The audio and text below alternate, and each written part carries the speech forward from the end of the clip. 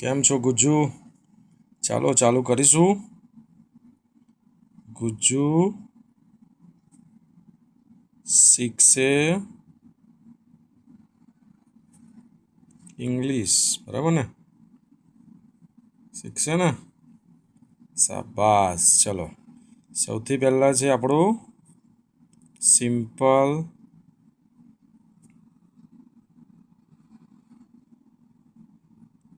Present tense, બરાબર?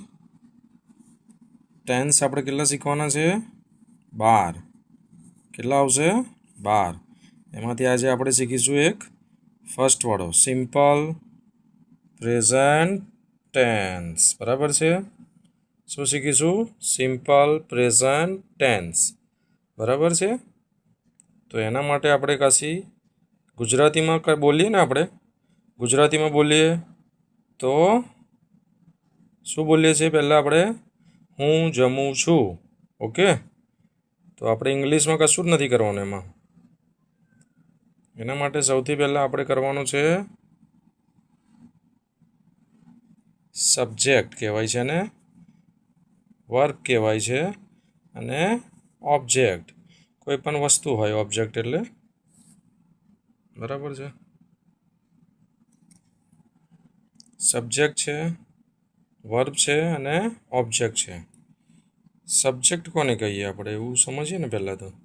Subject એટલે જે માણસ હોય, ગર્લ્સ હોય, કોઈ પ્રાણી હોય, એનિમલ્સ હોય, એવું કોઈ પણ હોય એને કહેવાય છે સબ્જેક્ટ. શું કહેવાય છે? સબ્જેક્ટ, બરાબર છે? સમજ પડશે? સબ્જેક્ટ કોને કહેવાય છે? કોઈ પણ વ્યક્તિ, હ્યુમન વ્યક્તિ હોય કોઈ પણ, બરાબર? વ્યક્તિ, પ્રાણી, સ્ત્રી, કોઈ પણ, આ બધા હોય એને સબ્જેક્ટ કહેવાય છે, બરાબર છે? વર્બ એટલે જે કામ થતું હોય આપણે, બરાબર છે, એને વર્બ કહેવાય છે. ચાલવું, ખાવું, બરાબર છે? જુઓ, ચાલવું, ખાવું, પીવું, રમવું. હવે ઓબ્જેક્ટ છે. ઓબ્જેક્ટમાં શું છે? ઓબ્જેક્ટમાં આપણે કોઈ બી એક્સ્ટ્રા કોઈ બી કરીએ, એમાં જે વાક્યમાં એક્સ્ટ્રા હોય જે બી, એને આપણે કહીશું, શું કહીશું? ઓબ્જેક્ટ, બરાબર? હવે એક્ઝામ્પલમાં કહું છું, હું ગાડીમાં જઉં છું. હવે હું શું છું? આઈ એટલે સબ્જેક્ટ થઈ ગયું. જઉં છું એટલે થઈ જશે વર્બ, બરાબર છે? અને જે ગાડી છે એ થઈ જશે ઓબ્જેક્ટ. ગુજરાતીમાં વાક્ય બને SOV, સબ્જેક્ટ હોય, ઓબ્જેક્ટ હોય ને વર્બ. જ્યારે ઇંગ્લિશમાં બનાવીશું ને તો બનશે SVO, મતલબ સબ્જેક્ટ વાપરવાનું આપણે, વર્બ વાપરીશું અને ઓબ્જેક્ટ. આ ત્રણ જ વસ્તુનો ઉપયોગ આપણે ઇંગ્લિશ શીખવા માટે કરવાનો છે, સૌથી જરૂરી, બરાબર છે? હું બીજું કંઈક વાક્ય બનાવું છું, હું શાળાએ જઉં છું, બરાબર? તો આઈ બની જશે સબ્જેક્ટ, બરાબર? આઈ એટલે સબ્જેક્ટ બની ગયો, બરાબર? અને જવું છું એટલે આ થઈ જશે વર્બ, અને શાળા થઈ જશે ઓબ્જેક્ટ. ગુજરાતીમાં વાક્ય બને છે SOV, જ્યારે ઇંગ્લિશમાં બનશે SVO. એટલે મારે બનાવવું પડશે આઈ જવું એટલે ગો, શાળાએ ક્યાં જઉં છું? આઈ ગો ટુ સ્કૂલ, બરાબર છે? I go to school. ચલો ફરી લખીને બતાવું તમને હું, બરાબર? એ જ વાક્ય, હું શાળાએ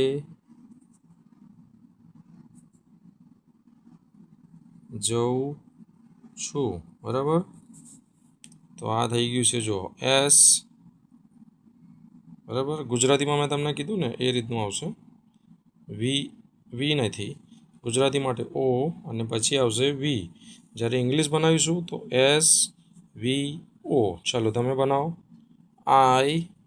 હવે વી શું છે? જવું. તો શું લખવું અહીંયા? ગો. ટુ એક એક્સ્ટ્રા આપણે એડ કરીશું, હમણાં યાદ રાખો ખાલી, એનું હું આગળ બતાવીશ તમને. અને શાળા, આઈ ગો ટુ શાળા એટલે સ્કૂલ. બરાબર, આ રીતનું વાક્ય બનાવવાનું છે. તમારે કોમેન્ટમાં આ એક વાક્ય બનાવવાનું છે કે હું ડીમાર્ટ જઉં છું. સૌથી ઇઝી વાક્ય બનવાનું છે.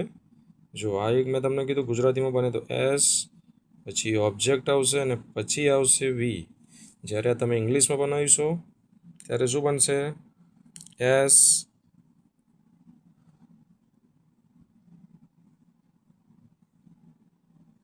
શું બનશે બોલો? પછી શું બનશે? SVO. ચલો બનાવો બધા, બનાવો SVO. આ તમારે કોમેન્ટમાં બનાવીને આપવાનું છે મને. જેનો બી સાચો જવાબ આવશે એને એક ગિફ્ટ પણ મળશે. શું મળશે? ગિફ્ટ. તો આજના દિવસ માટે આટલું એક શું છે આ સિમ્પલ પ્રેઝન્ટ ટેન્સ. અને કઈ રીતનું વાક્ય બને છે, સૌથી ઇઝી ટ્રીક અમારી ચેનલ પર જ તમને જોવા મળશે. આજ પછી આવી કોઈ ઇઝી ટ્રીક અમારી જ કોપી કરીને બતાવશે. અત્યાર સુધી આ રીતનું કોઈ પણ બન્યું નથી. આટલી ઇઝી રીતથી જે બતાવશે એ અમારી ચેનલ જ બતાવશે તમને ગાઈઝ. તો વિડીયો સારો લાગ્યો હોય તો લાઇક, શેર અને સબસ્ક્રાઈબ જરૂર કરજો. અને કાલે હું બતાવીશ તમને સિમ્પલ પાસ્ટ ટેન્સ. ઓકે, આપણે 12 ટેન્સ 12 વિડીયોમાં જોઈશું ગાઈસ. તો ગુડ નાઇટ. બરાબર છે. હું તમારો દોસ્ત YouTube sir. Okay, thanks for watching my video. कल हम मिलेंगे. हिंदी क्यों बोल रहे हैं हम तो गुज्जू है. Gujju is great.